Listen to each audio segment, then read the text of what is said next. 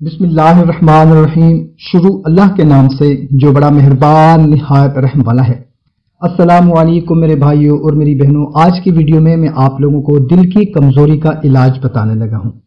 دین و دنیا کے کاموں کے لیے دل کا جسمانی اور روحانی اعتبار سے مضبوط ہونا ضروری ہے۔ دل کی روحانی قوت کا ایک مجرب عمل یہ ہے کہ ان لوگوں کی صحبت اختیار کی جائے جن کے دل زندہ ہوں۔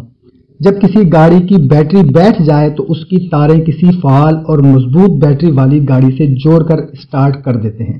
اسی طرح زندہ دل والوں کی صحبت سے مردہ اور کمزور دل زندگی کی لمس محسوس کرتے ہیں، اور اگر یہ صحبت ادب، احترام اور اطاعت کے ساتھ ہو تو بہت جلد اس کے اثرات ظاہر ہو جاتے ہیں۔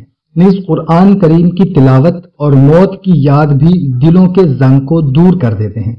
اسی طرح اولیاء اللہ کی سیرت و سوانح کا مطالعہ بھی کمزور دل والوں کے لیے نسخہ اکسیر ہے۔ تو کوشش کریں کہ اللہ والوں کی صحبت اختیار کریں، ان لوگوں کی صحبت اختیار کریں جن کے دل زندہ ہے۔ دعا ہے اللہ تعالی ہمارے دلوں کے زنگ کو دور فرما دے، آمین۔ ویڈیو اچھی لگی ہو تو اپنے دوستوں کے ساتھ لازمی شیئر کریں۔ ہمیں دیں اجازت، ملتے ہیں ایک نئی ویڈیو میں، اپنا خیال رکھیے گا، اللہ حافظ۔